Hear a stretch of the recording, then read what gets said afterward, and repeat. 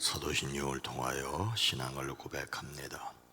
전능하사 천지를 만드신 하나님 아버지를 내가 믿사오며 그 외아들 우리 주 예수 그리스도를 믿사오니 이는 성령으로 잉태하사 동정녀 마리아에게 나시고 본디오 빌라도에게 고난을 받으사 십자가에 못 박혀 죽으시고 장사한 지 사흘 만에 죽은 자 가운데서 다시 살아나시며 하늘에 오르사 전능하신 하나님 우편에 앉아 계시다가 저리로서 산 자와 죽은 자를 심판하러 오시리라. 성령을 믿사오며 거룩한 공회와 성도가 서로 교통하는 것과 죄를 사하여 주시는 것과 몸이 다시 사는 것과 영원히 사는 것을 믿사옵나이다. 아멘. 거룩하신 하나님, 자비로우신 주님, 하나님의 거룩하심을 닮아 우리로 천국의 삶을 이 땅에서도 누리게 하옵소서. 하나님의 넉넉하신 사랑을 힘입어 구원받아 싸우니 이 땅에서 하나님의 사랑을 펼치며 살아가는 저희들 되어지게 지혜와 용기와 능력을 더하여 주시옵소서. 2023년 허락하시고 세 번째 달을 허락하심을 감사합니다. 이 한 달도 하나님께서 친히 함께 계시사 도우시고 지키시고 인도하시되 주의 손으로 도우사 환난과 근심과 염려가 우리와 상관없게 하시고 주의 인도하심과 복주심을 온전히 누리게 허락하여 주시옵소서. 10의 1조를 구별해 드립니다. 나머지 9도 하나님 책임져 주시되 특별히 온 가족들 건강하게 하옵소서. 새로운 일을 맡고 그 일을 감당하려고 할 때 지혜도 지켜주시고 건강도 지켜주시옵소서. 선교를 위하여 드립니다. 주의 복음이 전달되는 곳에 복되게 하시고 오랜 기도 간절한 기도를 하나님 들으시고 응답하여 주시옵소서. 3월을 맞이함을 감사합니다. 십자가를 진 예수 그리스도의 사랑 안에서 성령이 하나 되게 하심을 지키고 만물이 소생하듯 저들의 마음 안에 주님의 의와 사랑과 평강이 부릴 듯하게 하옵소서. 3월을 열어주심을 감사합니다. 새날 기도회를 드리게 하심을 감사합니다. 3월도 주의 은혜로 감사하게 하옵소서. 은혜와 사랑을 감사드립니다. 여기까지 인도하심을 감사합니다. 3월도 주님이 도와 주시옵소서. 새 학기를 맞는 손주들 주님의 은혜로 좋은 만남과 하늘의 지혜를 주셔서 쓰임받는 자들로 세워 주시옵소서. 은혜를 감사합니다. 범사를 감사합니다. 주님이 받으시고 복되게 하시고 이제 3월에 새로운 학년, 새로운 학교, 새로운 만남을 가지게 되는 자녀손들 위해 지혜를 더하여 주시옵소서. 복되게 하옵소서. 이 시간도 주님 친히 함께 계시다 우리에게 말씀을 더하여 주시옵소서. 예수님의 이름으로 간절히 기도드리옵나이다. 아멘. 찬송가 520장입니다. 듣는 사람마다 복음 전하여. 듣는 사람마다 복음 전하여 복스러운 소식 두루 펼치세. 모든 사람에게 전할 소식은 어느 누구나 오라. 어느 누구나 주께 나오라. 어서 와서 주의 말씀 들으라. 하늘 아버지가 오라 하시니 어느 누구나 오라. 듣는 사람 말은 듣지 말고서 문 열었을 때에 들어오시오. 생명길은 오직 그 주 예수니 어느 누구나 오라. 어느 누구나 주께 나오라. 어서 와서 주의 말씀 들으라. 하늘 아버지가 오라 하시니 어느 누구나 오라. 언약 약하신 대로 이룰 것이니 누구든지 언약 받을 수 있네. 받은 사람에게 생명이로다. 어느 누구나 오라. 어느 누구나 주께 나오라. 어서 와서 주의 말씀 들으라. 하늘 아버지가 오라 하시네. 어느 누구나 오라. 아멘. 마태복음 13장 1절로 3절 말씀입니다. 신약 성경 20면입니다. 마태복음 13장 1절로 3절 말씀을 함께 읽습니다. 그날 예수께서 집에서 나가사 바닷가에 앉으심에 큰 무리가 그에게로 모여들거늘 예수께서 배에 올라가 앉으시고 온 무리는 해변에 서 있더니 예수께서 비유로 여러 가지를 그들에게 말씀하여 이르시되 씨를 뿌리는 자가 뿌리러 나가서. 아멘. 2023년도 3월입니다. 이 한 달에도 하나님이 주신 능력과 성령의 인도하심 가운데 승리하시기를 주의 이름으로 축복합니다. 오늘 우리 사회는 중요한 문제를 투표로 결정합니다. 그래서 투표하는 유권자를 설득하기 위해 토론을 하지요. 하지만 설득을 위한 토론이 아니라 때때로는 상대편을 깎아내려서 이득을 얻으려는 말도 안 되는 말을 합니다. 근데 그 말도 안 되는 말에 자기 편이라면 무조건 옳다고 하고 반대편의 말이라면 아예 들어보려고도 하지 않는 그런 일들이 있습니다. 고대 그리스 시대에는 사람들 사이에 다툼이 생기면 토론으로 해결하려고 했습니다. 그래서 이 토론의 기술, 수사학을 공부하는 일에 열중을 했죠. 그 당시 사람들이 다툼을 토론으로 해결하려고 했던 것은 참으로 놀랍습니다. 그리스 철학이 오늘날에도 중요한 이유가 여기에 있다고 할 수가 있습니다. 토론을 듣고 사람들이 투표를 해서 결정하는 민주주의가 바로 이 고대 그리스에서 싹이 텄습니다.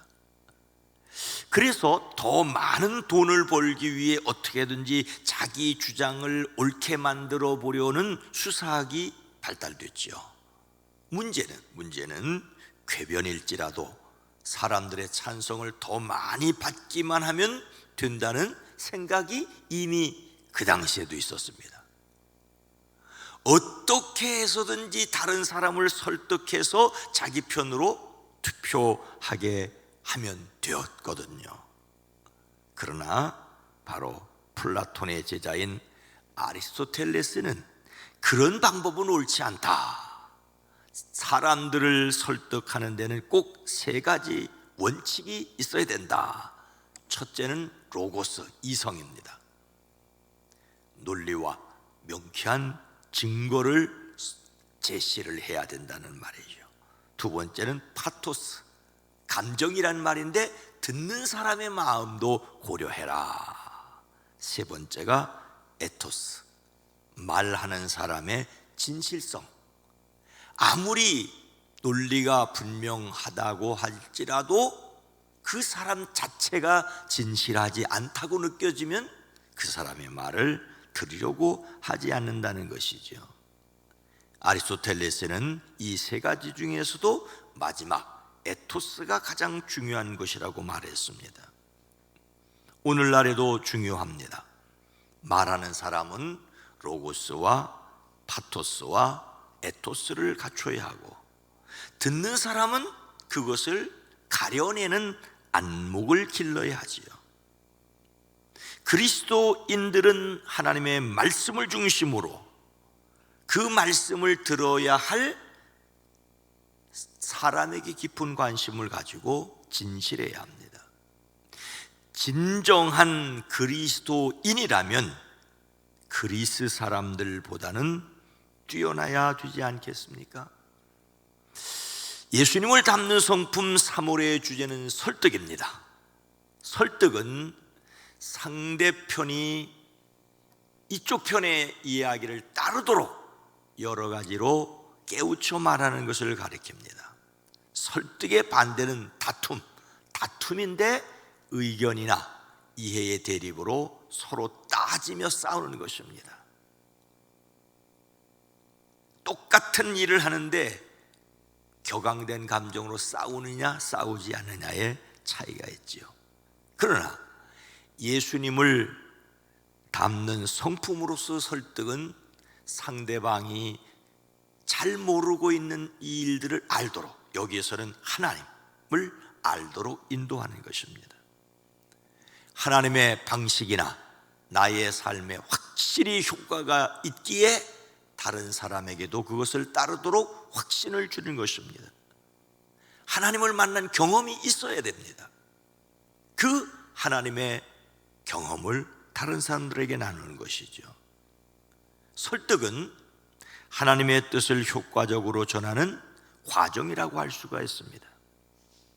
모든 설득이 효과적일 수는 없다고 할지라도 설득하려고 하는 것은 그리스도인의 사명입니다. 예수님께 배워야 하고 성령의 인도하심을 받아야 합니다. 그래서 생각해야 할 것들이 많습니다. 설득에도 10가지 소주제가 있는데 하나님의 능력으로 메시지를 준비한다. 얘기하려고 하는 게 있어야 되죠. 증거를 제시한다. 예화로 요점을 정리한다. 예화가 필요하죠. 실생활에 적용할 수 있는 것이어야 됩니다. 그리고 동기를 하려고 하는 마음을 불러일으켜야 하고 올바른 방향을 제시하는 것이어야 하고, 그렇다고 솔깃하게 하려고 사실을 과장하지는 말아야 합니다. 저 사람 말은 뻥이 심해 하면 설득이 안 되는 것이지요. 오히려 성품으로 양심에 호소하고, 또한 때로는 설득을 위해서 가장 좋은 때를 기다릴 수 있어야 합니다. 설득을 하겠다는데 싸움이 되어서는 안 돼요. 논쟁이 되어서는 안 됩니다. 각 주제마다 복음서와 구약의 말씀과 서신서의 말씀을 근거로 합니다. 말씀을 근거로 한다고 하는 것이 논리, 즉 로고스지요. 이 로고스라고 하는 말은 논리를 뜻하기도 하지만 하나님의 말씀을 가리키기도 합니다.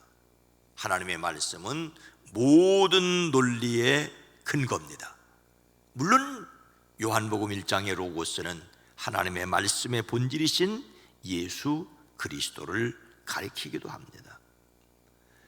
이 설득의 상징 동물로는 공작새입니다. 이 공작새는 사람들에게 사랑을 받지만 사실은 닭의 한 종류일 뿐이라고 합니다. 똑같은 닭들 중에 하나지만 아름다운 깃털과 품이 있는 자태로 왕궁에 입성하였다, 이렇게 표현을 하고 있습니다. 보이는 것만 중요하다고 할 수는 없지만 다른 사람들에게 자신을 보여줌으로 설득할 수 있다는 이 점을 비유로 이해하셔야 됩니다.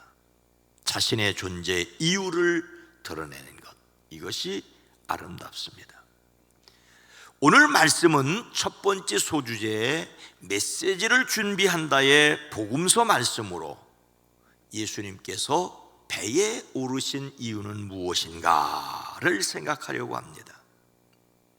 설득을 위해 어떤 효과적인 전달 방법을 사용하셨는지를 볼 수가 있습니다. 바닷가에서 많은 사람이 모여 말씀을 들으려는 것을 예수님께서 보시고 어떻게 하셨지요?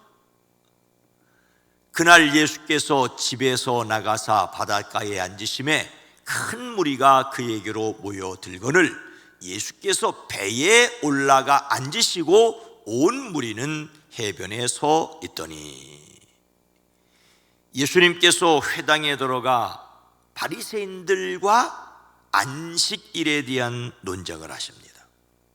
회당에서 나오신 후 가버나움에 있는 한 집, 베드로의 집이었거나 또 다른 제자의 집에 들어가셨습니다.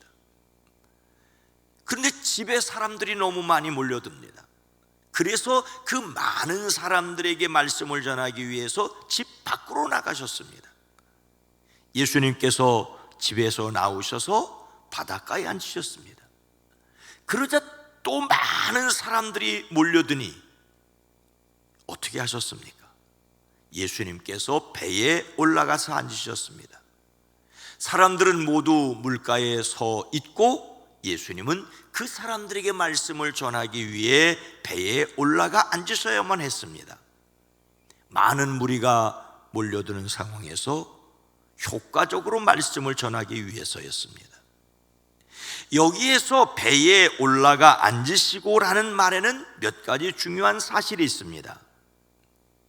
예수님께서 바닷가에 배에 올라가심으로 사람들은 자연스럽게 해변에 있게 되었죠. 이렇게 함으로써 예수님의 말소리가 사람들에게 잘 전달될 수 있었습니다.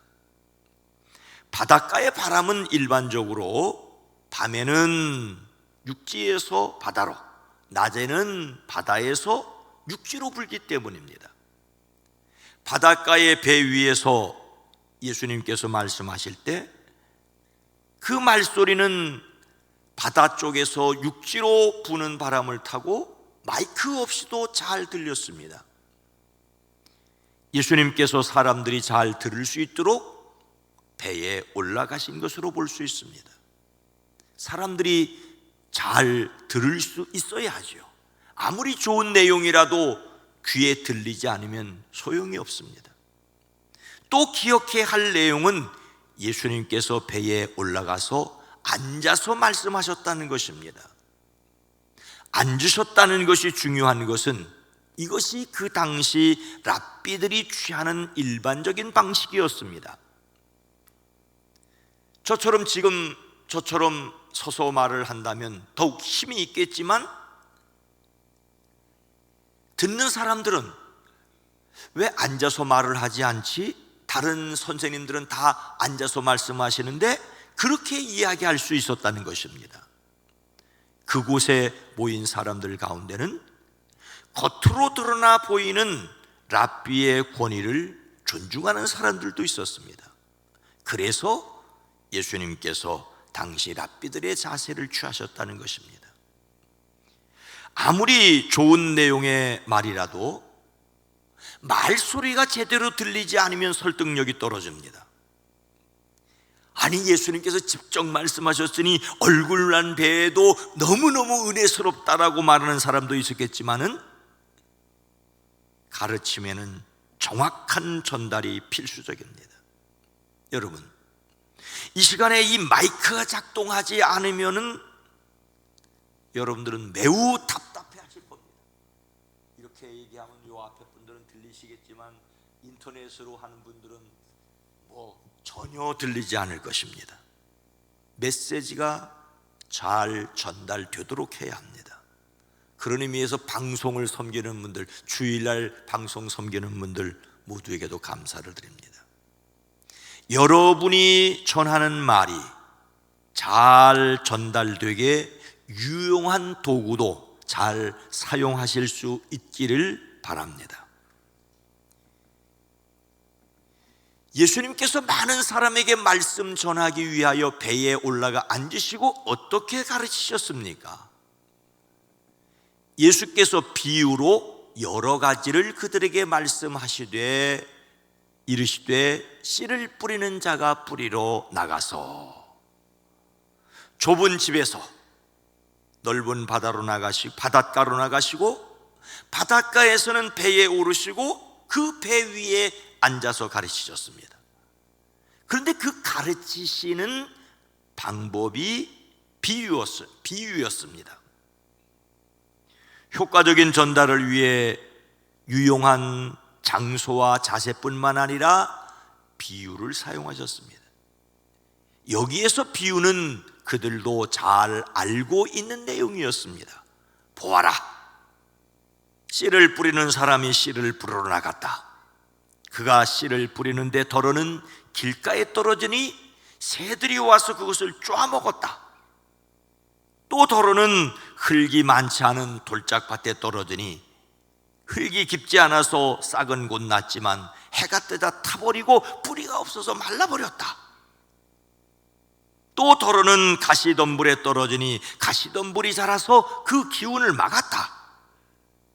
그러나 더러는 좋은 땅에 떨어져서 열매를 맺음에 어떤 것은 100배가 되고 어떤 것은 60배가 되고 어떤 것은 30배가 되었다. 우리는 여기에서 구분해서 들어야 할 것이 있습니다. 기본적으로 비유는 보이는 것을 통해서 보이지 않는 것을 설명하는 가르침의 방법이지요.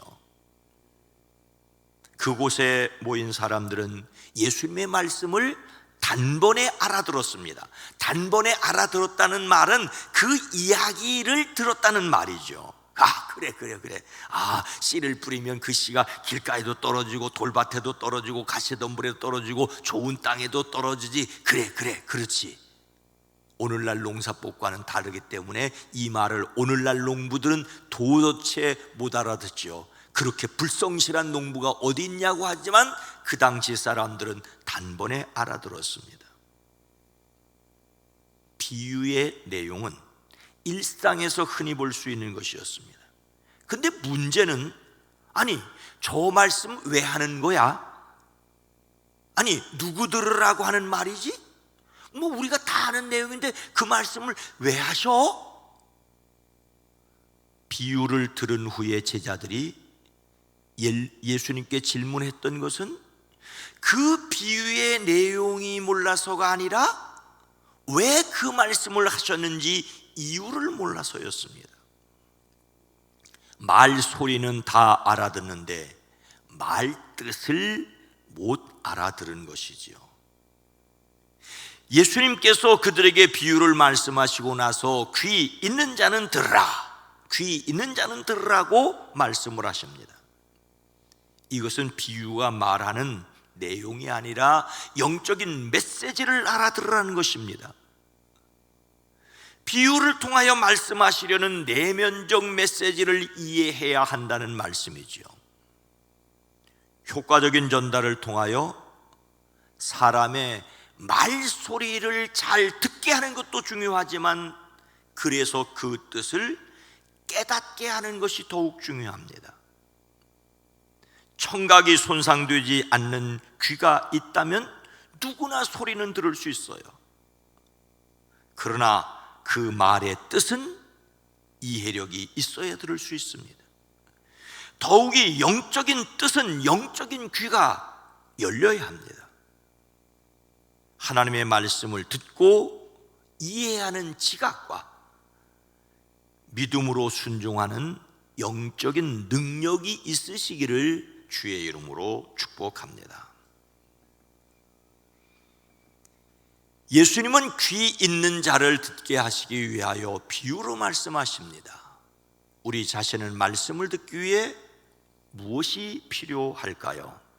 데살로니가 후서 3장 1절은 끝으로 형제들아 너희는 우리를 위하여 기도하기를 주의 말씀이 너희 가운데서와 같이 퍼져나가 영광스럽게 되고, 사도 바울은 데살로니가 교회에 기도해 주기를 부탁하였습니다. 하나님의 말씀이 데살로니가 지역에서 속히 퍼져나가 하나님이 영광을 받으셨던 것처럼 어디에서나 그렇게 되도록 기도해 달라고 부탁하는 것이죠. 말씀 증거의 기도는 절대적으로 필요합니다. 하나님의 말씀을 받아들이는 은혜가 있기를 기도해야 합니다. 좋은 마이크를 사용하면 말소리는 똑똑하게 전달됩니다. 어느 정도 지식이 있는 사람이 무슨 소리인지를 더 잘 이해할 수 있습니다. 그러나 하나님의 은혜가 없으면 영적인 뜻은 도무지 알아들을 수가 없습니다. 효과적으로 전달하려는 노력도 있어야 하지만 더 중요한 것은 영적인 능력을 구하는 기도입니다. 사도 바울은 내 말과 내 전도함이 설득력 있는 지혜와 말로 하지 아니하고 다만 성령의 나타나심과 능력으로 하였다라고 하였습니다. 여기서 주의해야 될 것이 있습니다. 바울의 전도가 설득력 있는 지혜의 말로 하지 않았다는 것이 함부로 아무렇게나 말하였다는 뜻이 아닙니다. 여러분, 사도 바울을 통하여 기록된 바울 서신들을 볼 때 그 말이 얼마나 논리적인지는 성경을 읽어보면 다 잘 압니다. 바울의 글은 대단히 논리적입니다. 그러나 사람의 논리를 넘어선 하나님의 나타남과 능력이 없이는 사람을 구원할 수 없다는 말입니다. 그래서 바울은 계속해서 서신서마다 나를 위해 기도해달라고 요청을 하고 있습니다. 설교자인 저를 비롯한 목사님들을 위해 기도해 주십시오. 교회 학교 교사들과 속장님들을 위해 기도해 주십시오. 여러분의 기도로 말씀이 흥황할 수 있습니다. 설득력 있는 말씀이 되기를 소망합니다. 들려지는 말씀이 되기를 소망합니다. 말씀을 듣고 그 말씀으로 살아가는 저와 여러분 모두가 되어지고, 특별히 오늘 교회가 하는 말을 세상이 들을 수 있는 나를 위해 기도해 주시기를 주의 이름으로 축복합니다. 거룩하신 하나님, 자비로우신 주님, 인간을 구원하기 위해 친히 사람이 되어 사람들 가까이 오셨고 알아들을 수 있도록 비유로 말씀하셨고, 또 그들이 알아들을 수 없지만 말씀하시고 때가 되어 보혜사 성령이 오시면 알아들을 수 있다고 말씀을 하셨고 친히 보여주셨고 가르쳐 주셨습니다. 우리도 세상을 향하여 설득력 있게 말하고, 그러나 사람의 말을 넘어 성령의 나타남과 능력을 위해 기도하게 하옵소서. 종을 비롯해서 설교하는 목사님들, 어린이들에게, 학생들에게 말씀을 전하는 교사들, 속회원들에게 하나님의 말씀을 나누는 속장님들, 잘 전달할 수 있는 지혜뿐만 아니라 성령으로 충만케 하옵소서. 결코 들으려고 하지 않는 이 세상 사람들을 향하여 들려지는 말씀을 전하기 위해 선을 행하는 교회가 되어지게 하옵소서. 2023년 3월을 살아갈 때에 가정, 일터, 사업장에서 함께 일하는 사람들을 좋은 마음으로 선하게 잘 설득해서 하려고 하는 일을 다 잘 감당할 수 있도록 이끌어 주시옵소서.